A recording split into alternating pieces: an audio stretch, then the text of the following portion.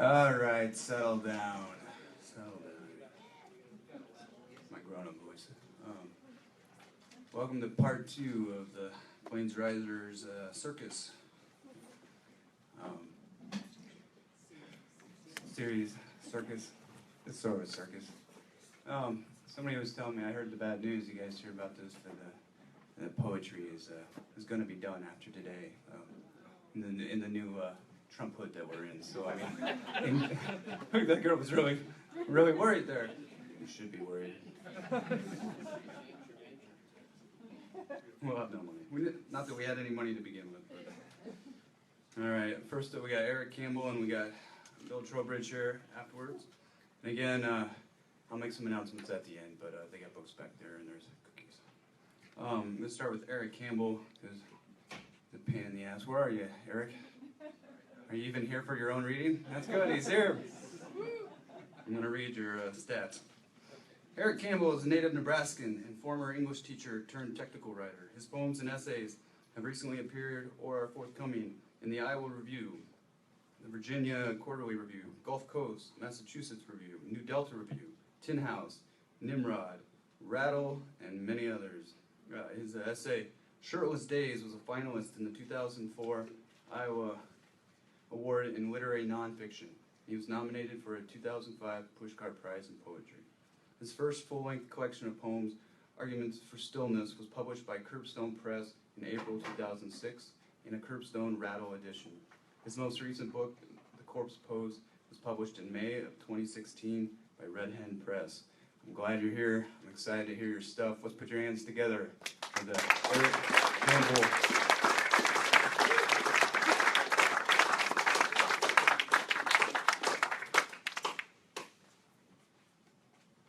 Thank you, Chad. Last time I was here, he brought up that I skipped my own graduation. Oh, yeah. And then when I got up here, I told a story about how do you clear a room full of MFA students. You get them really excited and say, hey, we're going to listen to all of Allen Ginsberg's Howl. The whole thing. All hour and 45 minutes that it takes to read live. They drop like flies. They're like, poetry's cool, I hope I get my degree. Fuck this. All right. Sorry I look like Han Solo. That's what I thought in the car. I was looking at myself and I thought, geez, didn't shave. Han Solo. That's flattering myself. Okay, thank you to Chad and to everybody. I'm sorry I was a little bit late getting here.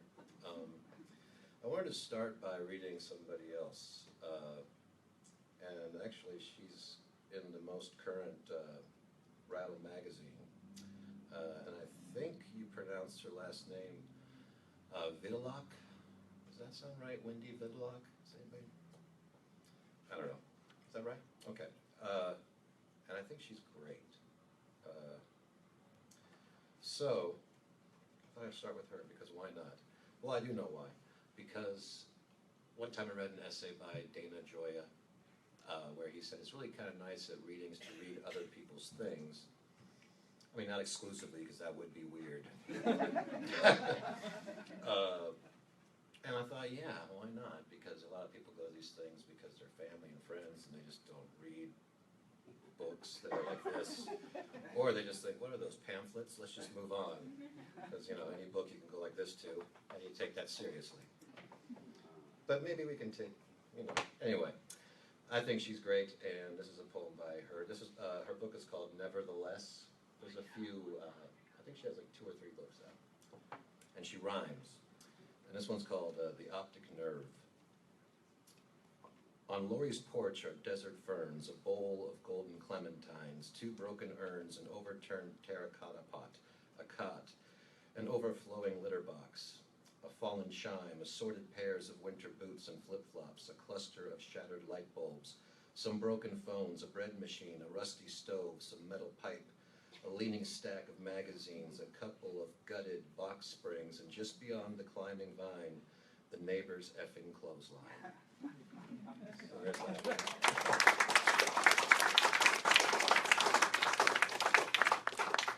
brought this up the other night, so I apologize to Greg and Rex, who both heard me, but, okay, say no words. I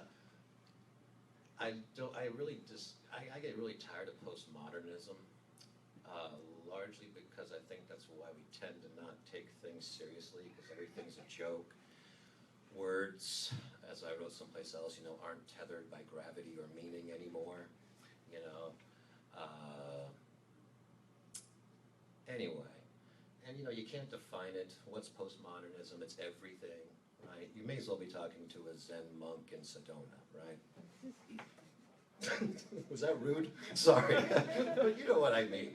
It's a catch-all term for anything odd and bizarre and strange, right? And anyway, so this poem is called We Postmodern. And you might remember the poem We So Cool, right? Well, We Real Cool, pardon me. We Postmodern. Fear of vision, fear of wisdom, fear of foolish revelation, fear of witches and magicians, fear of new and ancient systems, fear of crow and altercation, fear of slow mascitation. Yeah, because sometimes you gotta shoe shit.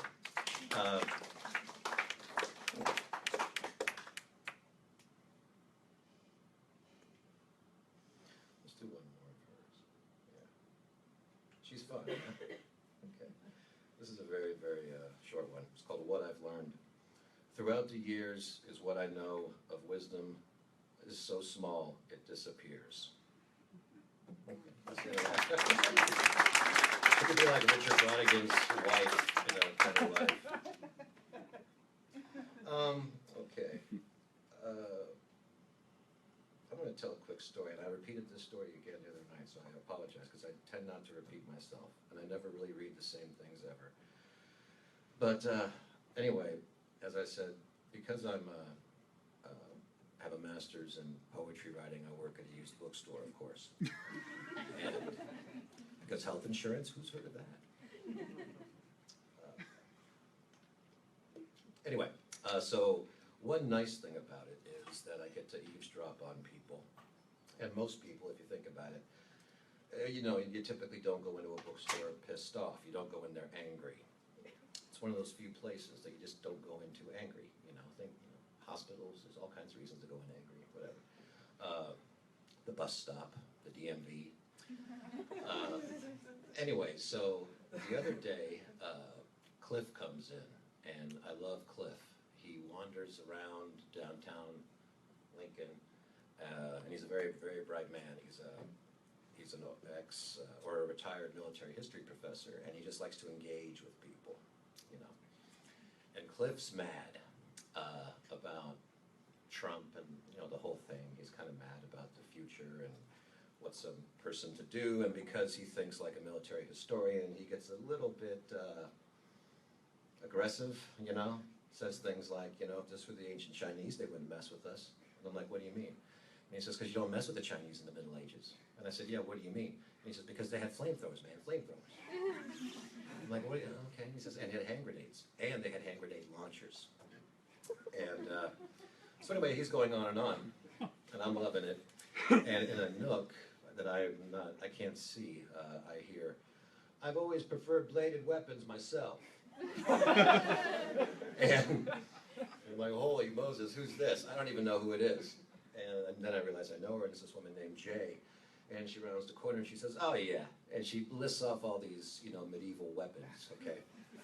That, if you're a Dungeons and Dragons kind of person, you'd know what these weapons are. And then she says, and furthermore, and then her partner says, I prefer a good cudgeling. And it's great to hear the word cudgeling. And she says, no. When you're cudgeling, you can't have a conversation. Exactly. I was like, whoa, what?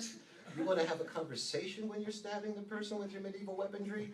And she says, well, yeah, because if I'm going to do that, they're going to damn well know why. They're going to know who I am. And she out-cliffed Cliff. He had to leave. He had been outdone with all of his knowledge of the Chinese in the Middle Ages. So what I'm trying to say is, amen. Yeah, those people are not anybody you could ever call listener interest independent. Yeah?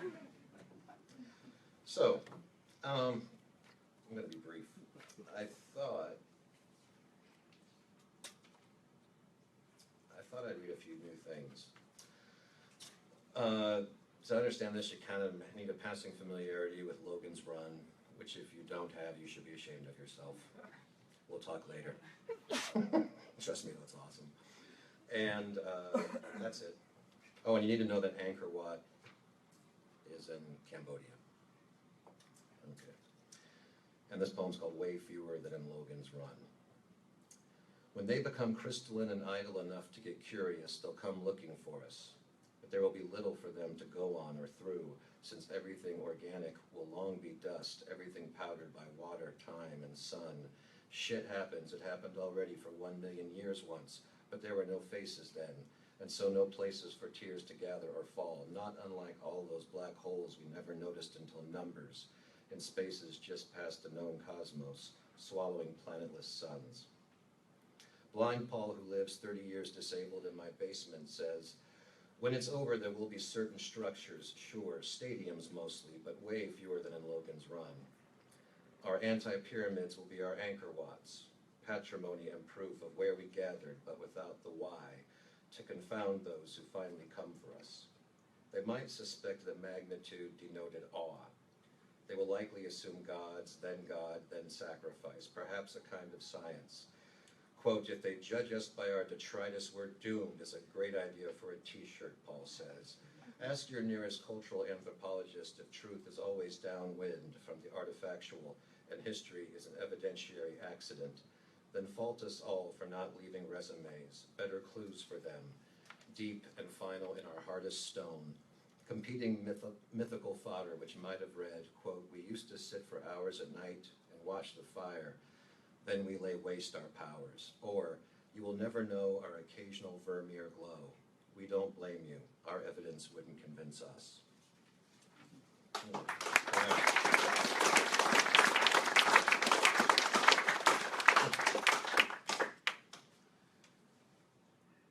How about 3 funny ones? Let's do that. Because fun is the best thing to have.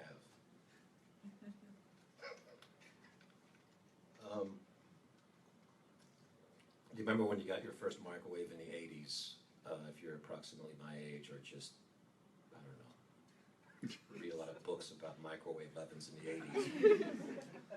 80s.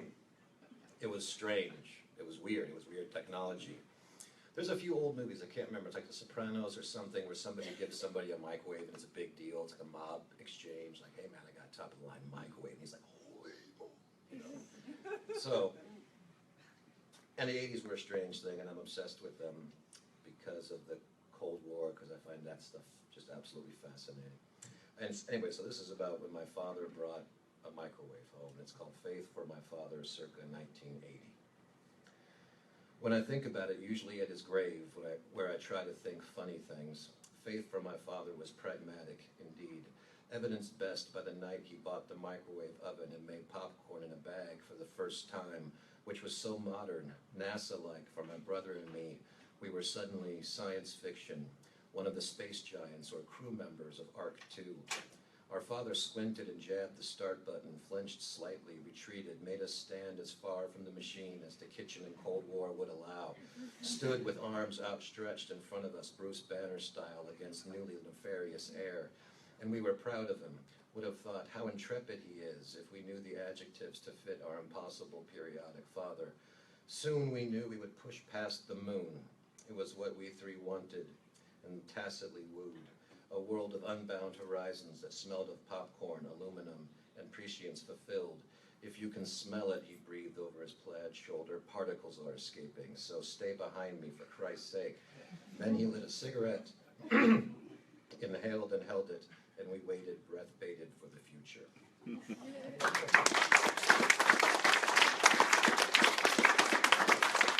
Thanks. I'm not a looker-upper. I apologize. I'm too old to look up, is what I mean. This is a thing that needs a little bit of preamble. So I used to live in a rainforest in, let's just say in Papua New Guinea.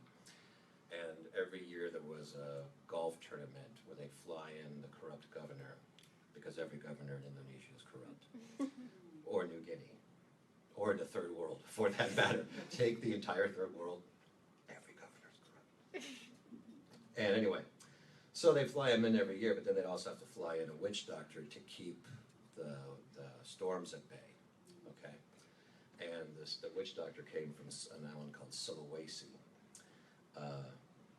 And you know, one time when I read this, someone came up to me afterward with great indignation, clearly a PhD, and said, you know, I'm sure the indigenous people really appreciate you calling them witch doctors. And I said, well, that's the literal translation in Bahasa Indonesian. It means witch doctor. But you know, hey, thanks. Thanks for trying to one-up me on the cultural paradigm.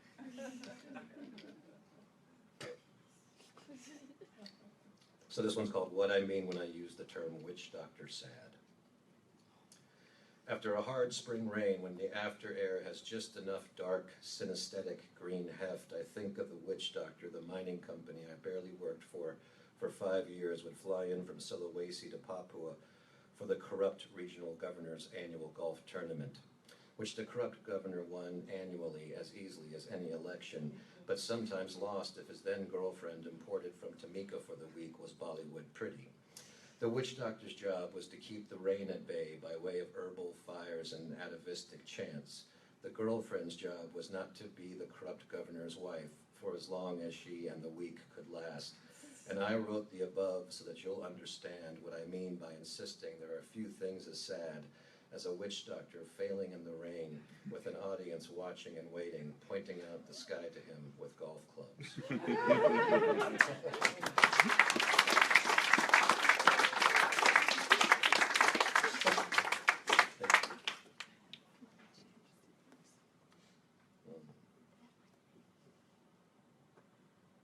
This is the last, no, wait, sorry, I was unprofessional. I just have two more. This one's called My Lawyer Suggests, and you'll get the gist.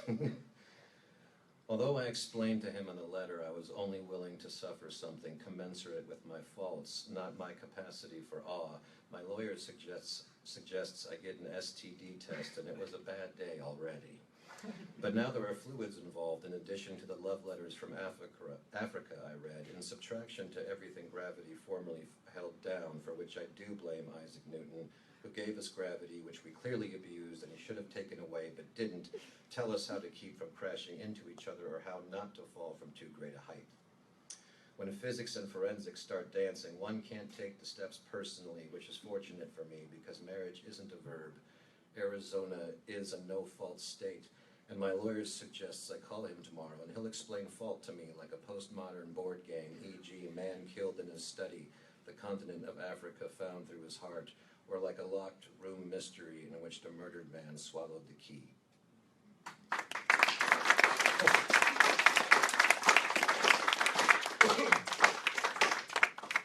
So you know there's all kinds of theories about the origins of life, right? But if you talk to most astrophysicists, they'll tell you that it's probably comet-related. So weirdly enough, like Crosby, Stills, Nash & Young, we're correct. We are stardust. We are golden. Some of us suck. We're only golden because gold doesn't rust. Anyway, it seems to be true. We'll probably find out something later. That ancient aliens guy might be correct after all. But anyway, this one is called Aliens Are Us. And thank you if I forget to say thanks. On Channel 2, an oceanographer is angry because we don't know our oceans from our assholes. He wants us to wonder why there are oceans at all, which sounds like philosophy, but can't be since oceans exist, are salty and surfable. He says all water is a reminder, a liquid remnant of a comet which slammed into Earth before it was capitalized or round, and we're little more than impressive organic tubes, all evolved ganglia and modern anus of ancient ocean ooze. If you want to find extraterrestrial life, he says, just say hello to your wife. My hands, he said, appeared over 1 million years ago. They wanted to pick up something heavy to throw. On Channel 13, buildings are burning because no one there feels at home. They'd move, but all their stuff is there, and moving might startle the neighbors. Thank you.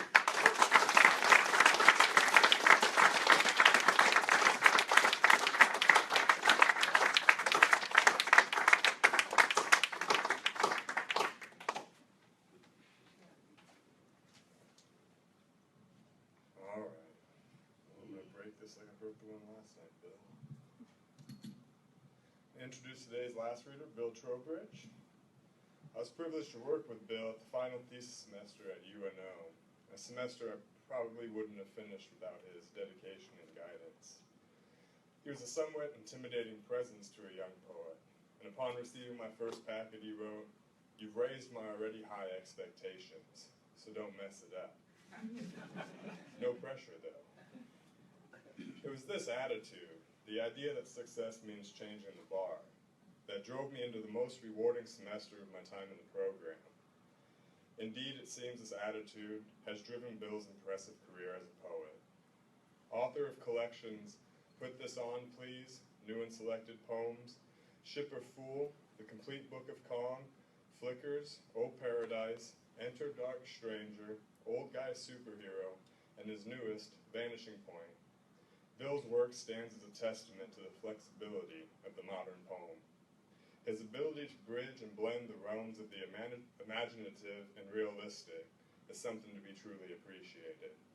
And Bill is appreciated by myself, readers, and students everywhere.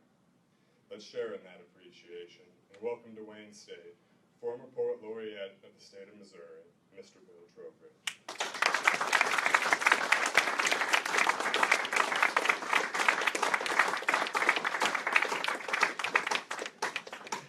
Put it down for a short guy now.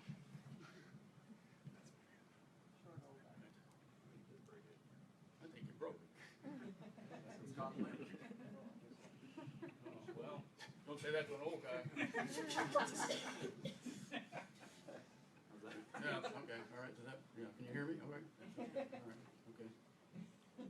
Oh, and thank you, Zach, and thank you, Chad, and thank you all for coming. I'm going to spend my time reading you poems from a graphic poetry chapbook. You've heard of the graphic novel. I am breaking new ground, putting graphics into poetry, and got a wonderful illustrator to do my book, Old Guy Superhero, and I got my publisher, Red Hen Press, to study comic books and to make sure this came out looking exactly like a comic book, including getting a printer who exclusively prints comic books, so it feels like a comic book, and it looks like a comic book, and yet it's poetry. So there you are. I got the idea for this looking at all the superhero stuff that's popping up now in comic books and video games and all over the place. And I noticed, without taking too much time, that there was a blank spot in the superhero universe, because all of the superheroes up until Old Guy were disturbingly young. And I thought there's got to be a place for an old guy in the superhero universe. So I wrote a poem called Old Guy Superhero, and one thing led to another, and I thought maybe we could do some illustrations and have this thing come out like it did, and so it did. So I will start out with the original poem, Old Guy Superhero. Old Guy Superhero feels like a young guy in a bad costume. The arms and legs sag, and the waist too tight. Where there should be a large S, golden star, or lightning bolt, there's what looks like a zero. And on his trunks, depends. The boots look more like flannel slippers. Some louts made off with his super hearing and x-ray vision, leaving only an amply ear and Coke bottle lenses. Like certain sheep, he doesn't fly so much as plummet. He hasn't smashed through a good wall or door since before he can remember, which is a little after breakfast. Speeding bullets and tall buildings must now be turtles and molehills. He has no fear of an erection lasting more than 4 hours. But he's depressed and often flatulent. His best tactic, the long wait, accounts for the demise of many a foe. That, or rambling on and on and on and on, which can paralyze from as far as 10 feet. He's not handsome like Clark Kent or rich like Bruce Wayne, but in the prolonged run, he can be a deadly opponent if he doesn't mix you up with someone else.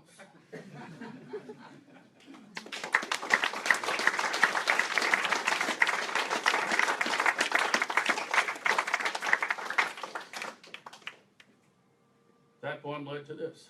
Old guy, superhero, counter-terrorist. Old guy's in line for his social security check when a man enters carrying a gun and wearing a suicide vest. Though people start to scream, old guy continues dog paddling through the shallows of his memory till the terrorist, noticing his scarlet cape and blank expression, shoves the gun in his face and asks how it feels to face certain death.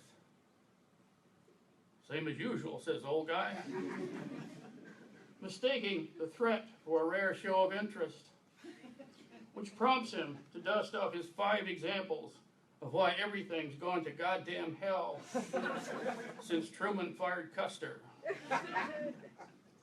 After a while, the terrorist's eyelids droop, and he slumps into a nearby chair, snoring. When the gun drops to the floor, old guy politely retrieves it just as the SWAT team bursts in. "How did you do it, old guy?" asks the press. "Glue what?" he says.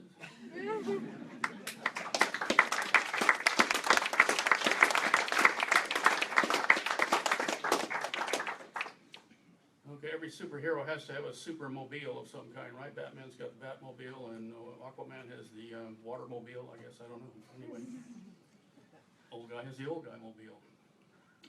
So this poem is called Old Guy Superhero Top Eliminator. Old guy goes looking for adventure in the old guy mobile, a refurbished Oscar Mayer Wiener mobile, acquired by agreeing to take it off the owner's hands. He's repainted it marine green with lightning bolts that wobble across the Wiener's sides. The horn, when it works, plays what sounds like a kazoo band version of I Wish I Was an Oscar Mayer Wiener. Sadly, the helmet old guy mounted on the Wiener's front makes it resemble a half-erect penis. Unfazed by the ensuing catcalls, old guy guns his engine as he and a Stingray guy pull up to a red light. He remembers driving the young guy mobile, 426 Hemi, supercharged, chopped and Frenched, ground Quaker, babe waker, heartbreaker to all takers. When the light flashes green, he spills hot thermos coffee down his crotch, causing him to swerve into the Stingray, which accelerates into a sewage truck.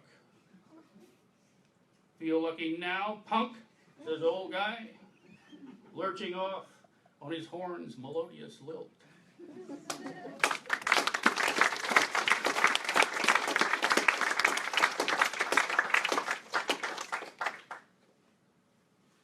Old guy superhero, steady hand. When old guy spots an old lady waiting for the light to change, he steps up and gently takes her arm.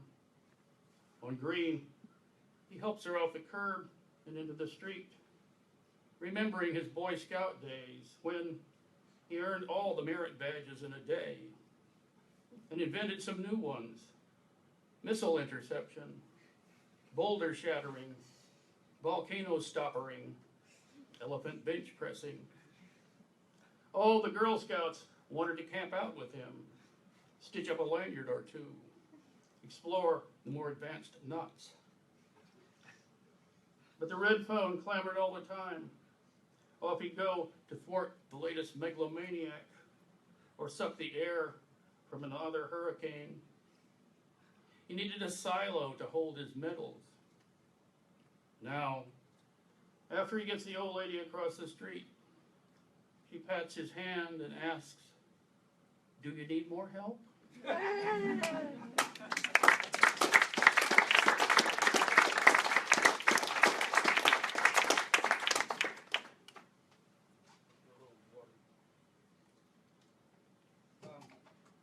Of course, superheroes have to have super enemies, and you all remember the Blob, I hope, or have heard about the Blob, that thing that Steve McQueen was always chasing around, Steve McQueen and the kids.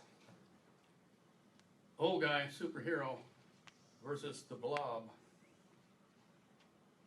The Blob's digesting a movie audience downtown, while the SWAT team, waiting on the army, lurks behind a dumpster. When the Blob spots old guy strolling in his red cape, house slippers, and myriad wrinkles, he looks indigestible. It wonders if he's part of some new strategy. Cautiously, it blocks old guy's path, then nudges his right slipper to get his full attention, and, it assumes, send him screaming helter-skelter down the street like all the others. Nothing. The Blob feels an unfamiliar dizziness. It tries the other slipper, its stomach now queasy. When it raises itself to attack height, it touches an overhead power line, lethal even to Blobs. Looking at the heap of smoldering remains, old guy says to an admiring cop, "Smells like victory."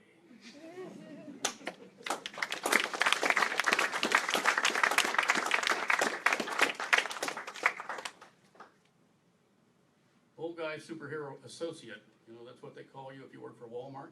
If they don't pay you shit, they make you an associate and makes you feel like, oh, I must be a partner. I must be like, Sam Walton and me. Old guy superhero associate. Old guy gets a job as a greeter at Walmart. Where he wears a blue vest with how may I help you on the back, and a smiley face button on the front. If things go well, he can add a gold star pin with "Management appreciates me" across it, or a comet with "Awesome job" on its tail. But most customers don't want to be greeted. Some balk at having even strangers see them shopping there. One woman smacks him with her purse, so he tones it down to a nod and a wink. But a burly guy thinks he's touting blowjobs and shoves him into a DVD display. Old guy, to keep his identity secret, opts not to strip to his superhero garb. He finds greeting to be harder than it was to stop Rodan from flash frying Dubuque. When he tries just to look good-natured, management decides he's become a liability, a worthless senior trying to take advantage of an American job producer. To get him out, guards take each arm and, grinning, tell him he's going to meet Mr. Walmart. It's turned cold, and the raindrops sting.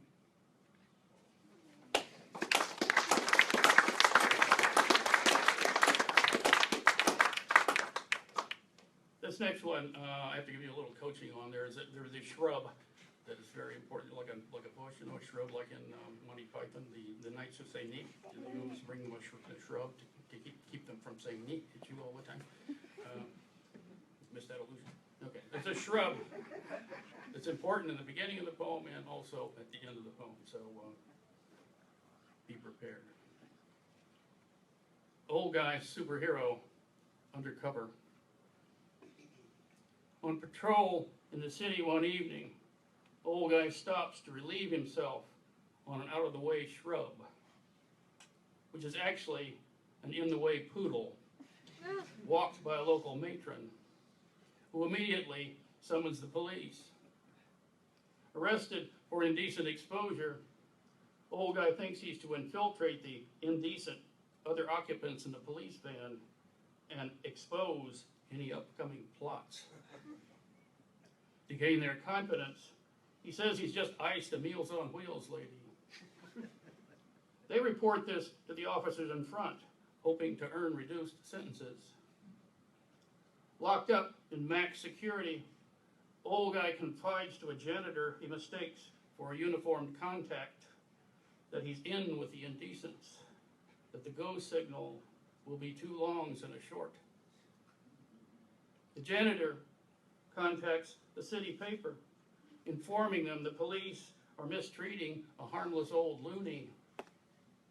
To prevent a PR disaster, the chief has the charges dismissed and, as cameras flash, presents old guy with a gold plaque, naming him a senior posse member. In the front page photo, old guy can be seen sizing up a shrub-shaped floral display.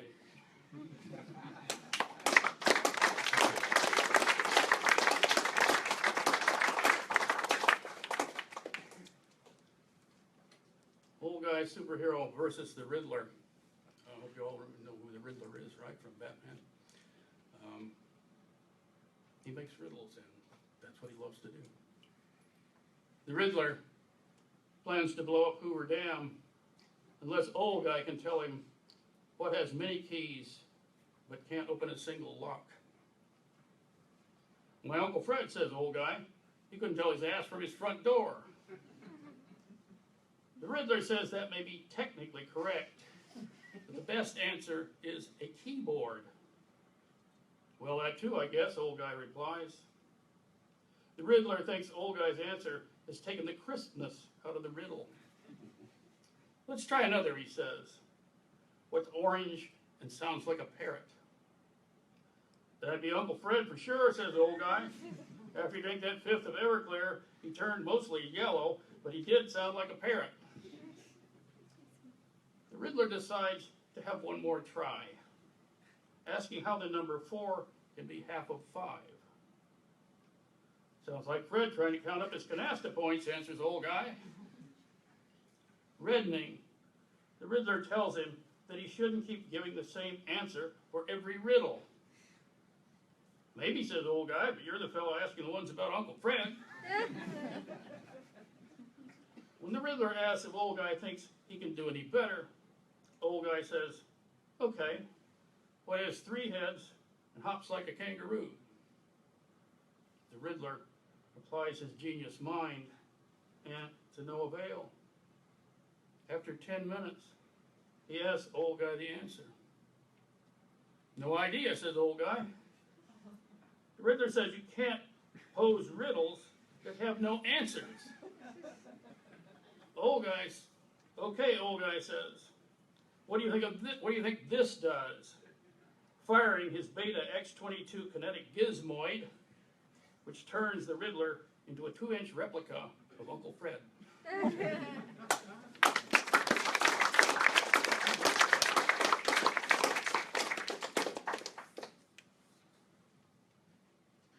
Superheroes have to have a nemesis, and of course, old guy's nemesis must be Death, who now, thanks to Ingmar Bergman, has to carry a portable chess set as well as his scythe when he's in his proper uniform. This is the second of his encounter with his nemesis.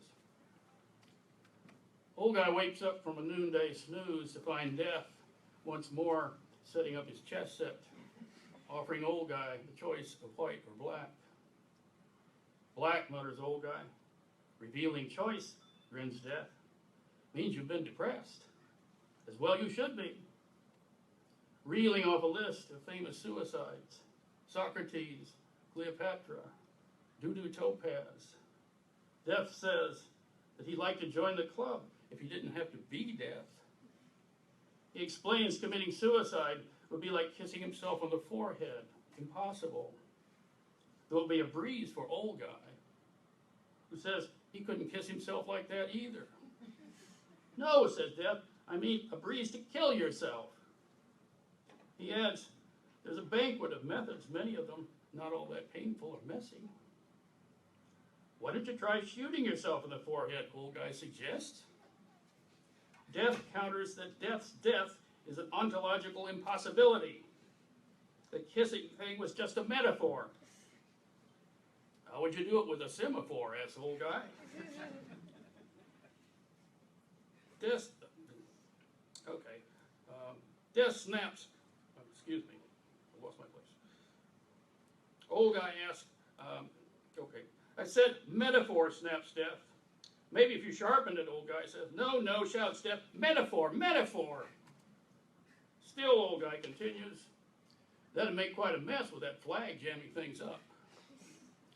Death declares he didn't come all this way to talk about his goddamn suicide, that he didn't ask for this shit job where everybody hates you and all you do is go around creeping people out, you're causing memory for no reason at all. I could have been a dancer if you'd like to know, he sobs. But dance of death, right? Try to get an agent to hang on to that. He rakes the chips off it, He rakes the chess pieces into a bag, folds it up, and clatters out. How about trying one of them plastic bags over your head? Old guy suggests.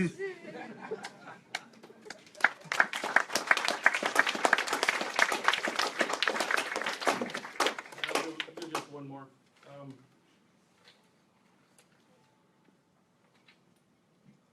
Old guy shuffles down memory lane. Some of these aren't in the old guy book. There's the beginnings, I think, of volume 2 of Old Guy, and some of these are from that, or pretty new.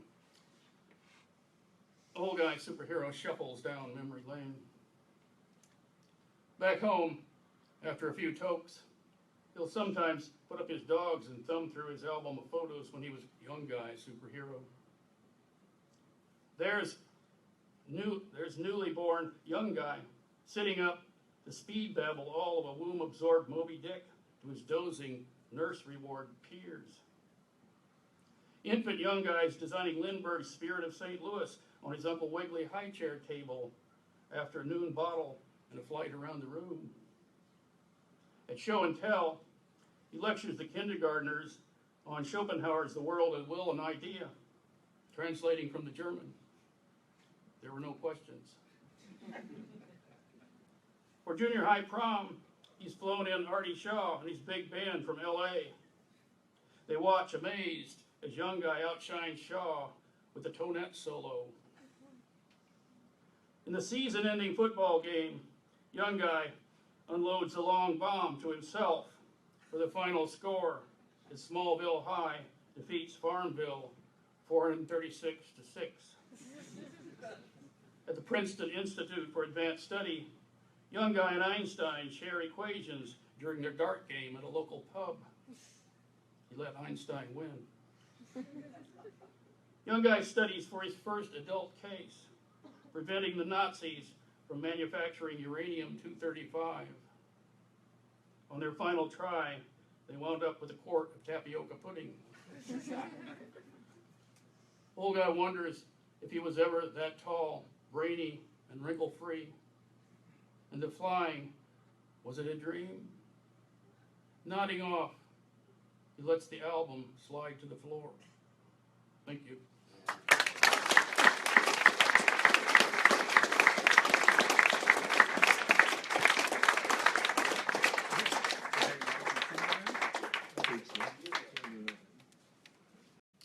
Thank you very much. I'm very happy to be here. I'm very, very, very grateful to Chad and J.V. Brummels for publishing this book.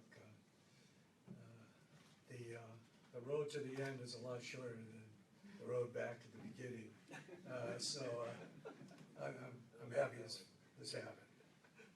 I'm going to start by reading a poem called Assignment. The man stayed for weeks in a hotel that no tourist would have dared to, and he lived to tell about it.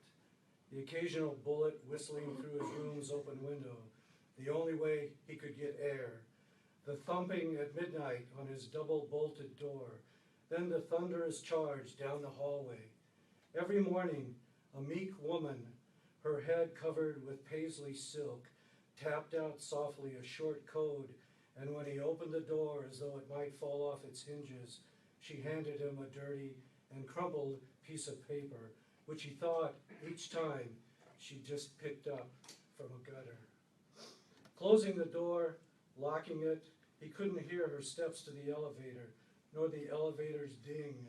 The script was nothing he understood, but because she always smiled and nodded, he wondered, does she think we share a secret every day more complicated?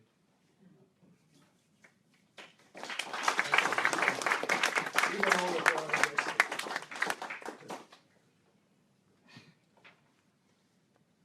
Okay, this one's called Restless Legs Syndrome, and I wrote this before it was suggested to me by a doctor that I may have that syndrome.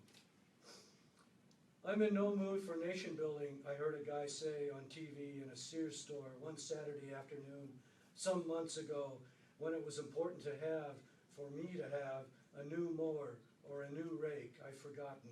The best I can do is recall the guy's face on 24 large screen, flat and plasma-filled TVs, trying to make me understand it was better to be on the offensive than to enter into a peace agreement that didn't jibe with our view of the ocean at Malibu. Driving home, having bought nothing, I saw a family encamped under a freeway overpass, a child waving at me as if surrendering, and scarcely a day goes by that I don't knock on my neighbor's door and ask him where we are in the process.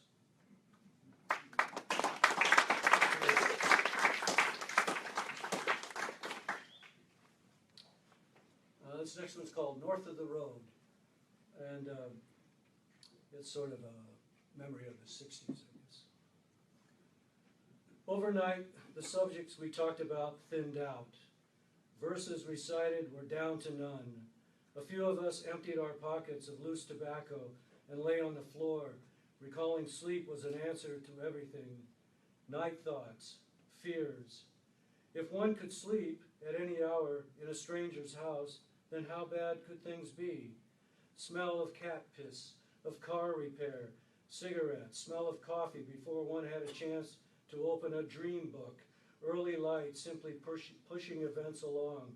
The fact of one girl's unattractiveness following a night of being in love with her, now that was finished, and the light across the abacus lying between the girl and a silver hash pipe brought sadness no one had discussed earlier in the ripeness of evening, when even Detroit was made a sacred name. Never mind Bolinas within a eucalyptus grove, nostalgia's perfect tableau. Grand Junction was on somebody's map, then an endless day to reach Ann Arbor, grad school, investment banking, a career at some point, very big salary, Camus in the distance as much as rear end and Chevys. I can't be better than I am was one line I remember a person wanted to use in a song.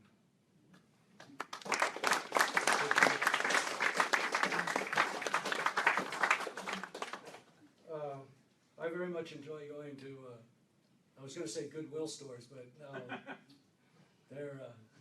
they're in trouble, sort of. You may have read about that. But this is anyway a vision of Goodwill in their innocent days, more innocent days. Chinese ceiling fan importers. I can find what I want in the Goodwill store. Hats with felt brims, white shirts holding all their buttons, inch-long cuff lengths carrying my initials, none of them matching, a gold England stamped on a red and white coffee mug, dried flowers, costume jewelry, and a smudged glass case you have to ask the clerk to open, and she's wary of my interest. Her co-workers busy unloading a truck in the back, new furniture, long tables for large families, a reader's nightlight, transistor radio left inside an old desk drawer, a fan from Yunzan, wine racks, gilded mirrors. I found $9 in a sport coat pocket. How were they missed? Gravel and gum wrappers thrown away. The coat didn't fit, but I bought it. Herringbone sleeves, suede patches at the elbows. It smelled of tobacco, but I could have been imagining the 9 sonnets the professor, former owner, kept up his sleeve. In a college town, you hope for sudden meaning on a limestone campus. You put faith in the shop windows on Massachusetts Avenue because nothing stops you, no outside world.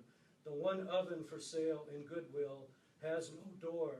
The sign atop suggests these uses: a home for garden supplies, trowel, seeds. Why not fix it up with an emerald cushion on winter afternoons for the snow blue cat?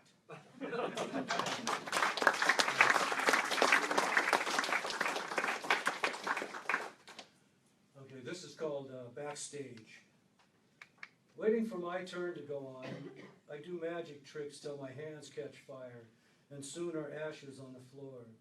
None of us standing behind the curtain, me included, gets upset. It's magic after all, which coincides with any real effort.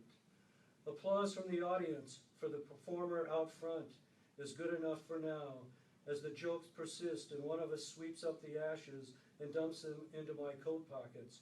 Props for a later show, leaving it to another, an Albanian troubadour to keep us entertained. No one knowing when the act on stage will be finished. The audience laughing as though the aisles are filling with tears. It could be the performance of a lifetime. We can't wait to congratulate the guy.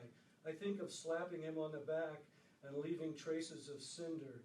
His mother, who sent him to Yale, the story goes, by scalping theater tickets on 43rd Street, has a second row seat.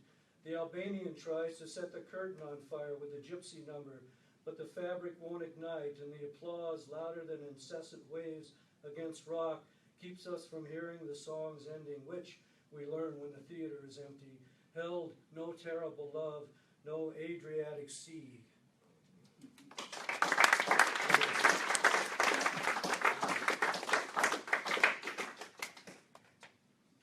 This one is called a fictional Houston. It's perhaps the longest I'll read, which isn't terribly long. And it is entirely fiction.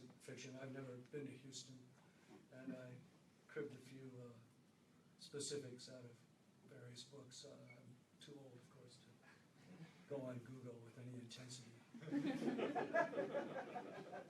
A fictional Houston. At no time have I gone too far. Yet suppose the bridge is out and people can't visit me.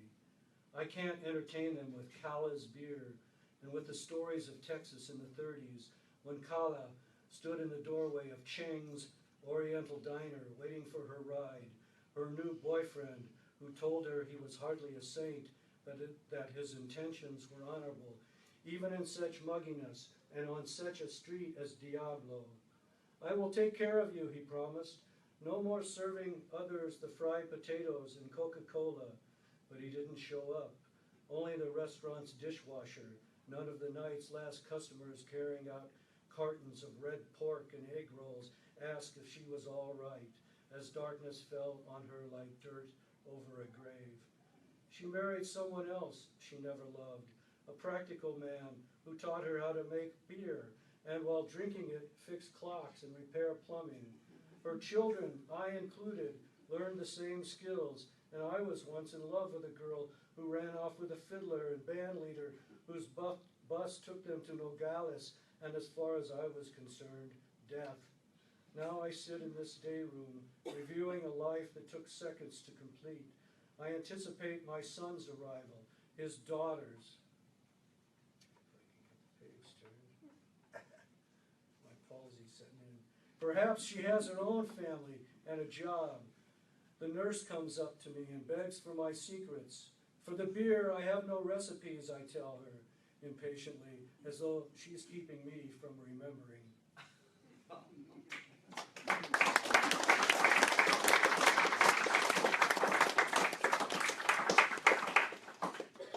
Okay, this one is called Wedding Reception, and it's, I guess, my notion of a small town wedding reception. Right after the ceremony, I got in my car and went over to the Casey's, where some of the guests were already standing around the counter, talking to April, who last year, except for what happened, would have been the bride. She didn't seem upset at all, with her friends sipping Coke and laughing while she helped occasional customers who were just passing through town. At one point, everybody got quiet as the newlyweds drove by, honking and dragging stuff from Melvin's trailer hitch. Yolanda, one of the bridesmaids, still wearing her lavender gown, said they were lucky to have each other. April stopped her tears when her new man, Cleve, walked in the door, brushing cigarette ashes off the sleeves of his tuxedo.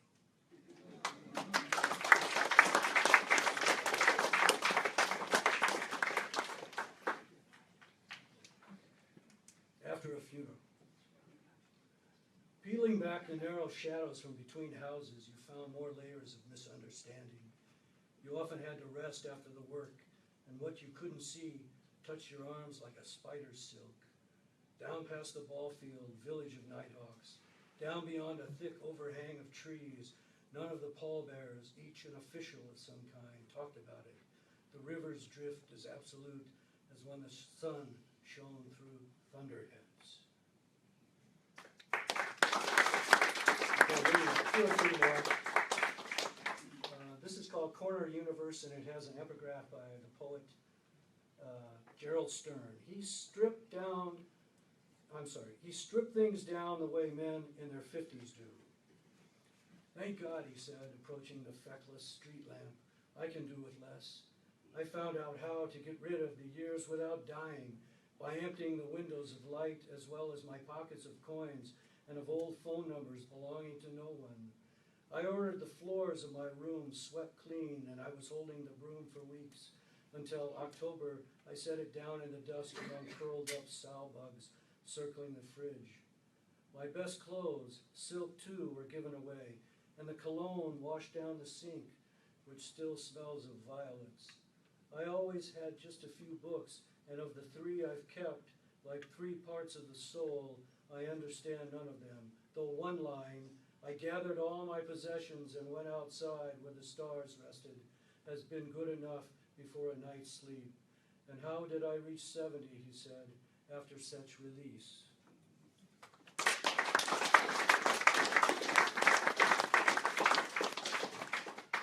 Okay, 2 more. Shore is the next to last. Some of the birds have taken applause more often than he who sits at the right hand of God. My Uncle Phil noticed this without laughing much. Granted, he had his strangler's fig, a late bloomer, and his resurrection fern, enemy of no one. It was Phil who remembered my first name, which sometimes took his attention away from the job he was paid to do. Grandma Rose held a finch in her hand once, and once lived for years along the northern coast, where beach peas thrived, seaside pea, sea vetchling, raven's canoe. She knew other terms, but fried them all and ate them as if no disguise were enough. Near Wellfleet, the autumn light permitted me a glimpse of horsehair kelp, and then a chance to forget about it. Evening left it there at sea, and the dog yelping up the shore as stars laid out their innocence again.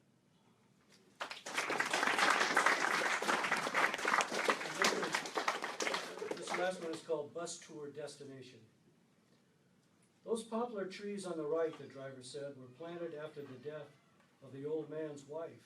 She died young, and the child ran off, gone for years, lived in 7 countries, took over 1 or 2, the legend goes. When he came back, 1 leg was missing. His father, married several more times and losing his memory, knew the boy right away, never hesitated to sob as he hugged him.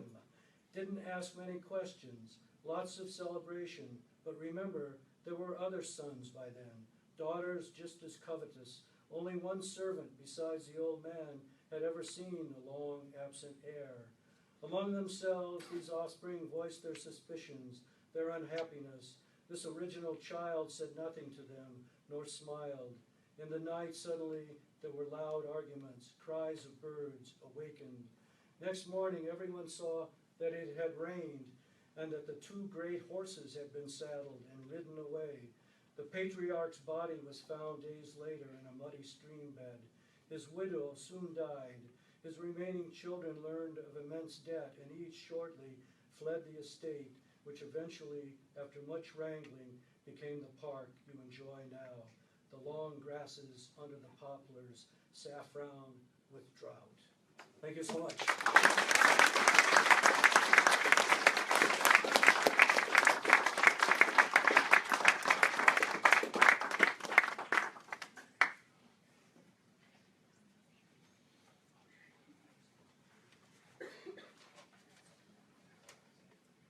All right, that was wonderful. Thank you. Guys, round of applause for David Wyatt, everybody. Thank you.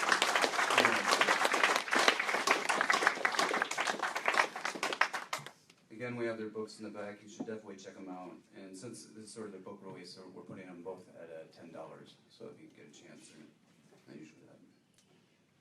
Next up here is this guy, Greg Kosmicki. You know, I tried to, keep him away, but he just keeps showing back up and stuff. I guess we'll let him read. We have one of his books out too. You got your books? I'm going to just keep pushing them. Here we go. So please check that out. Greg is a poet and retired social worker who lives in Omaha, Nebraska. He founded the WSC Press in 1997, which he now serves as editor emeritus. Greg's poetry has been published in numerous magazines since 1975, both print and online. Some of his earliest publications were in Poetry Now in 1975 and Paris Review in 1977. Greg has continued to publish poems in literary journals, including Briarcliff Review. Here, I'm going to read just some of them, Greg. I mean, there's a lot on here. Connecticut Review, Green Hills, let's see, Smoking Poet, Paddlefish, Nimrod, Rattle, the excellent magazine. He received Artist Fellowship for his poetry from the Nebraska Arts Council in 2000 and 2006. He's the author of 4 books and 8 chapbooks of poems. 2 of the poems from his book from WordPress, Some Hero of the Past, and 1 poem from his chapbook from Pudding House Publications, New Route in the Dream, have been selected by Garrison Keillor and read by him on the Writer's Almanac on Minnesota Public Radio. If you guys ever listen to that, it's fantastic. His newest book, It's As Good Here as It Gets Anywhere, was published today by WSC Press. A new collection coming up, Leaving Things Unfinished, 40-some years of poems, is due out in 2017 from Sandhills Press. I'm excited that he's here. I'm ready to hear your poems. Sorry I gave you crap earlier. I do want to hear your stuff. Put your hands together for Greg Kosmicki.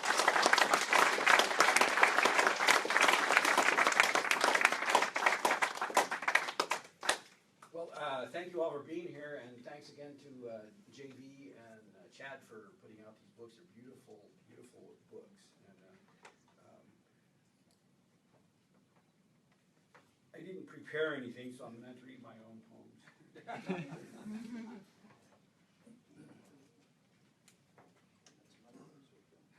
I could. Yeah. The first poem I'll read is Drove to the Big Box Store to get some envelopes. Got out of the car to hear, high up in the sky, obstructed from sight by lights all over the vast stretches of concrete, hidden by the overcast I love, we had all day and now all night. The insistent bleating, honking, crying, ancient voices of the Canada geese as they fly over this mall just a little west of the great Middle American flyway. Wonder if they're as confused as they sound, flying in circles, bumping into each other like Laurel and Hardy. But I know I'm only projecting feelings as a modern, walking on concrete where it used to be a grassy hill 40 years ago in a city, once prairie. Projecting feelings, separation from nature, separation from self, abstract concepts, real sensations. Misunderstood, so shout at the guy who cuts in front of me later, give him the finger. Your sons and daughters off to war if you're poor. The rest totally crazy and want to kill everyone who's different. But I know they know where they're heading. The geese are not lost.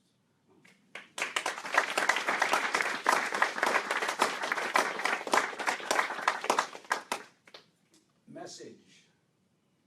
Sunday night, a day after church. Don't know how long I will live. Don't know how I will die.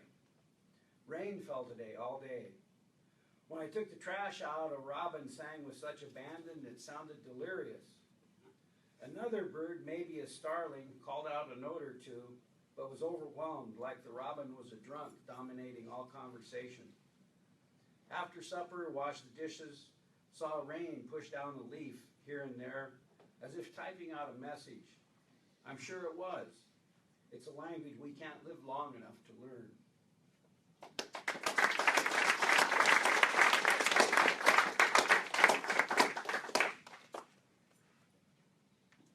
I'm going to skip Whenever I Peel an Orange. It's a longish poem I had in a Rattle magazine, but there you can go on YouTube if you Google my name, and there's my son-in-law made a video of it and also wrote the music for it, so it's a lot better than my version.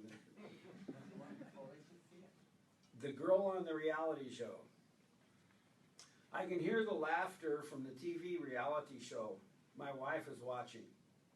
She's sleeping in the living room in the recliner because of vertigo problems. It is the night between March and April, and snow is falling. A rainstorm that changed. I'm not very happy with my life, but as my mother-in-law always used to say, it's better than the alternative. Tomorrow is April Fool's Day. I have a little wine left from supper in the fridge that I'm going to pour for myself right now. The rain is making a ticking noise where it's dripping outside. It sounds like a clock. The wine came in a carafe, like all really great wines. This one has a cool plastic lid you can reuse. So I put them in the sink to be washed. The snow is starting to cover the deck railing. Nobody in the entire world could possibly give a shit about any of this, but I'm writing it anyway.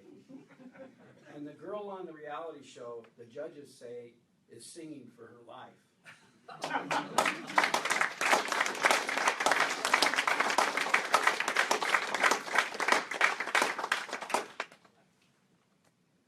Photographs of the interior.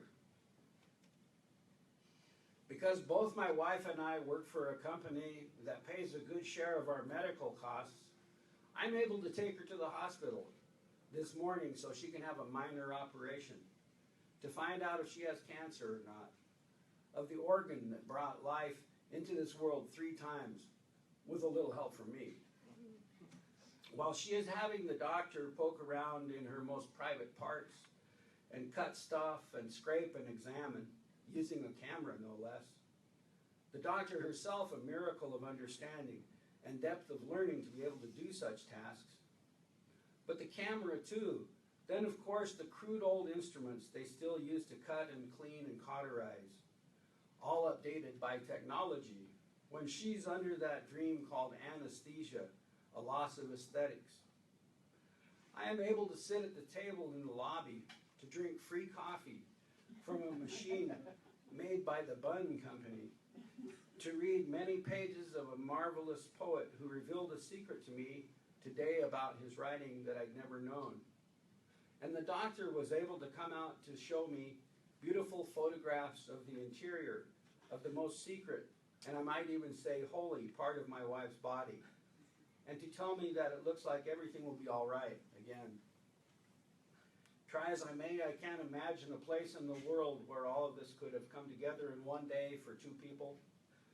Though I know at least 1,000 other women probably had the same operation today.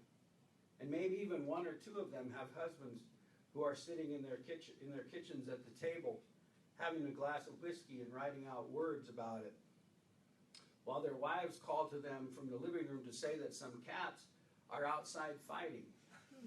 And he can say he doesn't think that's what those cats are doing at all.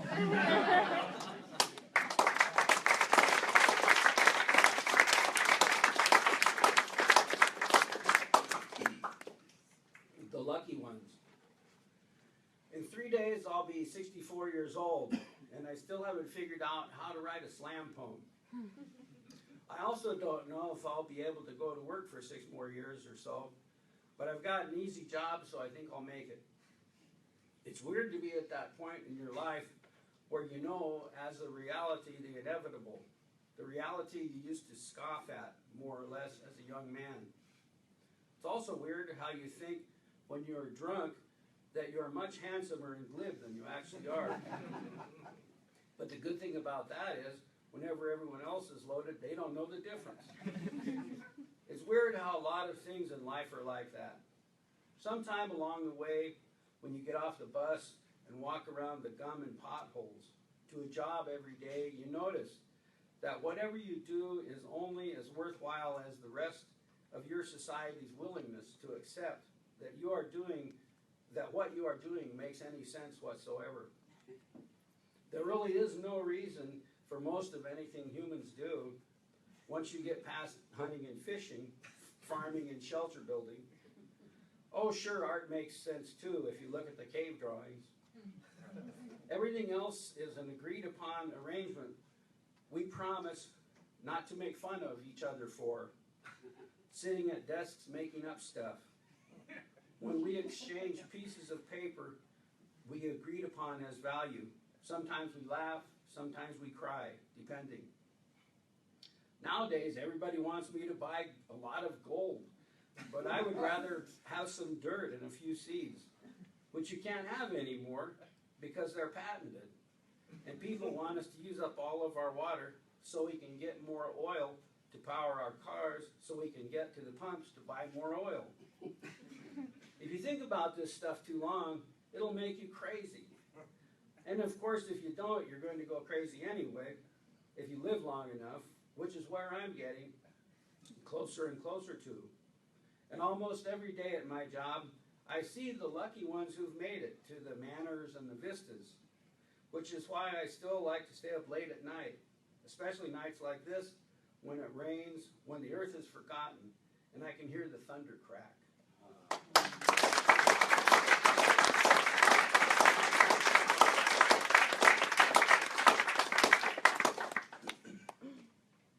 You never get one thing.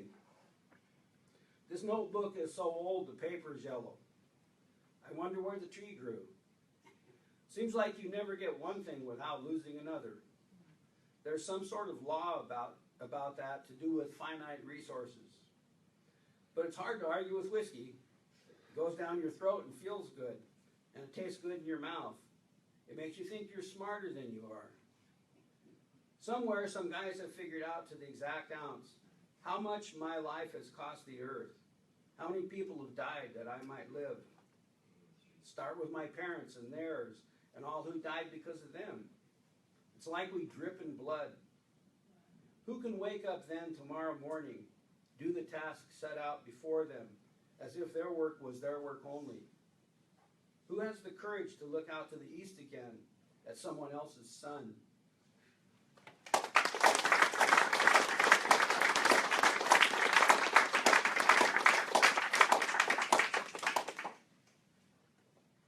Saturday morning. I should be out mowing the lawn. It's way overgrown. I haven't mown in 3 weeks, and we've got company coming by for the 4th of July.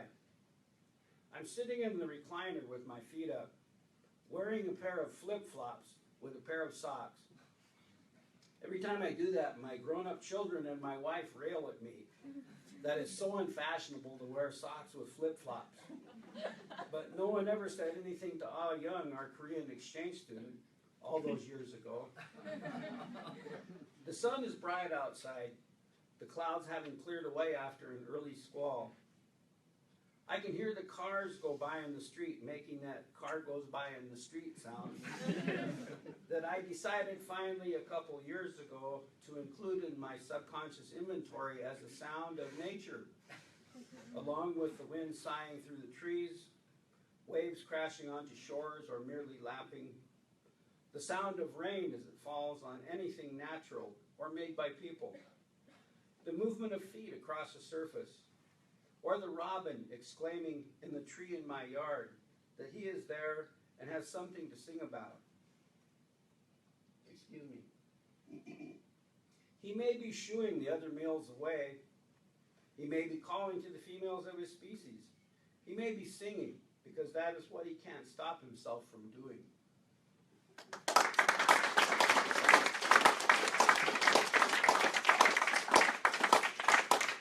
I'll read two more poems. We had a supermoon a couple days ago, and a couple years ago there was another supermoon, so I wrote a few poems about that. This is one of them. The moon. Yesterday the moon didn't say it. Yesterday the news said the moon would be so big. We went out last night and saw it there in the southeastern sky, and it was big. They said it would be big a couple nights, so I went back out tonight, but couldn't locate it anywhere. It was behind the clouds, I guess, unless there's been some construction project to make way for a new parking lot, or construction project to make way for a new parking lot or oil field, and they tore it down. We stood there and looked up at the moon, and Debbie lamented we didn't have any good lawn chairs, but I reminded her we're in the middle of the street. All those moons ago, we looked up at it and felt about the same, I think, in awe. For some reason, like you stand in awe at the Grand Canyon or the redwoods or the oceans. I didn't think about all the people who have been killed for one idea or another since the first time we looked up together at the moon, or all the stupid ideas the politicians have floated past us and got us to salute. I didn't think about our parents all dying, or our children being born, not even our new grandson. I didn't think about any of that stuff. I mean, not directly, that's always in the back of my mind, if not in the front. How the living and dying goes on every day of the week, every phase of the moon, every place on the earth. And the moon doesn't do anything to change that, just the same as Jesus and Buddha and Muhammad don't either. And all over the earth tonight, there are people looking up at the moon, and there are people firing machine guns at each other under the moon, because there is nothing that we will not do.